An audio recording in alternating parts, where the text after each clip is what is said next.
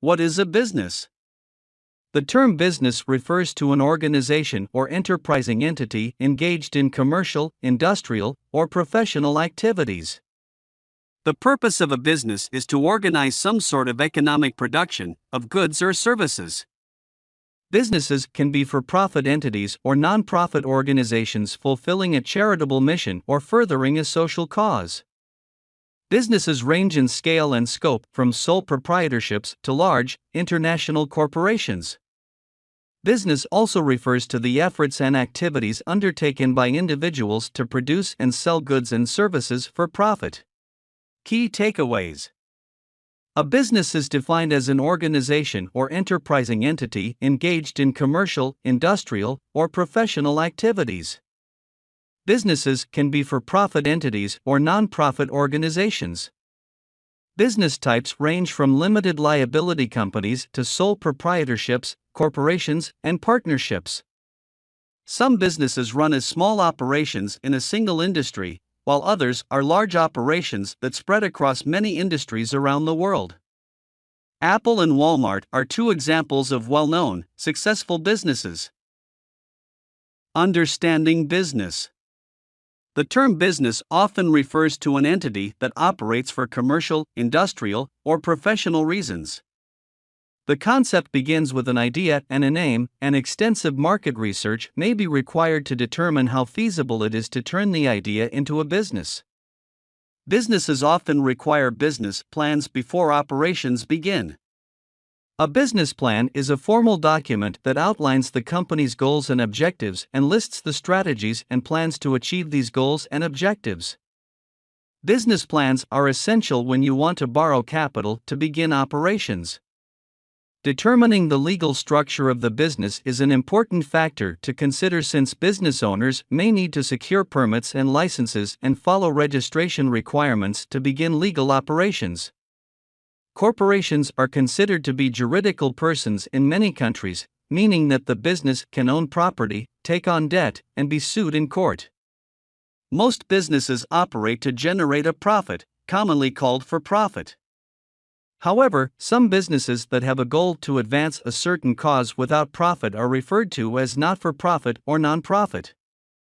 These entities may operate as charities, arts, culture, educational, and recreational enterprises, political and advocacy groups, or social services organizations. Business activities often include the sale and purchase of goods and services. Business activity can take place anywhere, whether that's in a physical storefront, online, or on the side of the road. Anyone who conducts business activity with financial earnings must report this income to the Internal Revenue Service, IRS. A company often defines its business by the industry in which it operates. For example, the real estate business, advertising business, or mattress production business are examples of industries. Business is a term often used to indicate transactions regarding an underlying product or service. For example, ExxonMobil conducts its business by providing oil. A good name is often one of the most valuable assets of a business, so it's important that business owners choose their name wisely. Business is the practice of making one's living or making money by producing or buying and selling products, such as goods and services. It is also any activity or enterprise entered into for profit. Having a business name does not separate the business entity from the owner, which means that the owner of the business is responsible and liable for debts incurred by the business. If the business acquires debts, the creditors can go after the owner's personal possessions. A business structure does not allow for corporate tax rates. The proprietor is personally taxed on all income from the business. The term is also often used colloquially, but not by lawyers or by public officials, to refer to a company, such as a corporation or cooperative. Corporations, in contrast with sole proprietors and partnerships, are a separate legal entity and provide limited liability for their owners or members, as well as being subject to corporate tax rates. A corporation is more complicated and expensive to set up, but it offers more protection and benefits for the owners or members.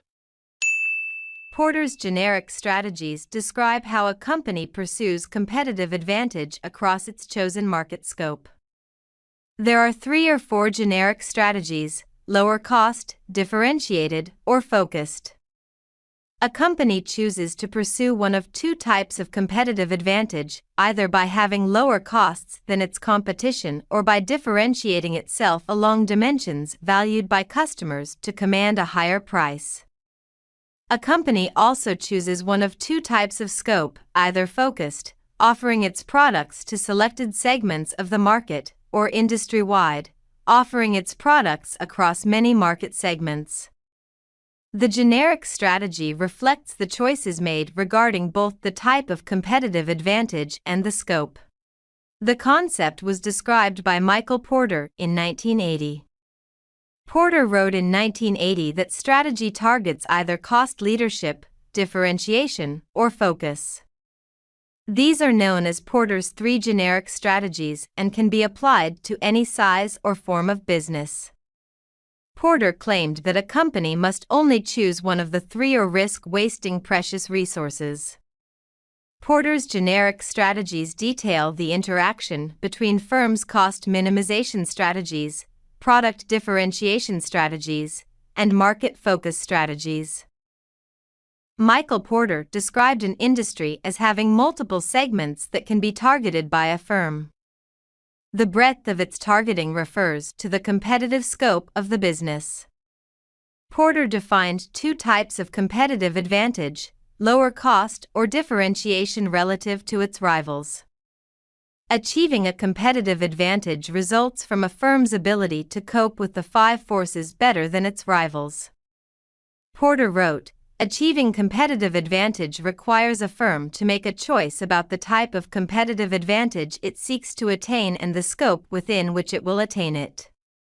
He also wrote, "The 2 basic types of competitive advantage, differentiation and lower cost, combined with the scope of activities for which a firm seeks to achieve them, lead to 3 generic strategies for achieving above-average performance in an industry: cost leadership, differentiation, and focus."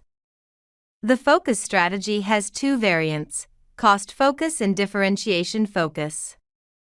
In general, if a firm is targeting customers in most or all segments of an industry based on offering the lowest price, it is following a cost leadership strategy. If it targets customers in most or all segments based on attributes other than price, example, via higher product quality or service, to command a higher price, it is pursuing a differentiation strategy. It is attempting to differentiate itself along these dimensions favorably relative to its competition. It seeks to minimize costs in areas that do not differentiate it, to remain cost competitive. If it is focusing on one or a few segments, it is following a focus strategy. A firm may be attempting to offer a lower cost in that scope, cost focus, or differentiate itself in that scope, differentiation focus. The concept of choice was a different perspective on strategy, as the 1970s paradigm was the pursuit of market share, size and scale, influenced by the experience curve. Companies that pursued the highest market share position to achieve cost advantages fit under Porter's cost leadership generic strategy, but the concept of choice regarding differentiation and focus represented a new perspective.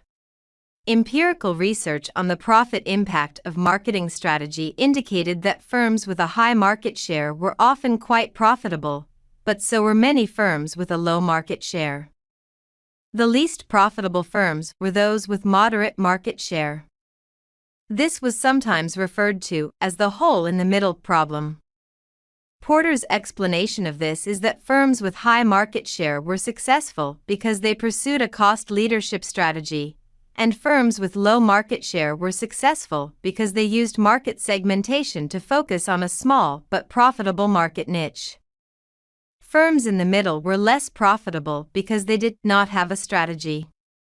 Porter suggested combining multiple strategies is successful in only one case: combining a market segmentation strategy with a product differentiation strategy. was seen as an effective way of matching a firm's product strategy, supply side, to the characteristics of your target market segments, demand side.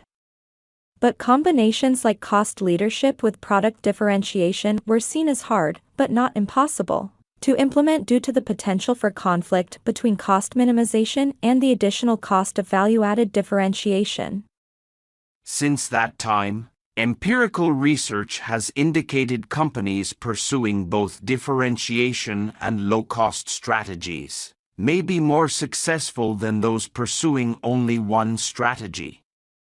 Some commentators have made a distinction between cost leadership, that is, low-cost strategies, and best-cost strategies. They claim that a low-cost strategy is rarely able to provide a sustainable competitive advantage. In most cases, firms end up in price wars. Instead, they claim a best-cost strategy is preferred. This involves providing the best value for a relatively low price. Thanks for watching.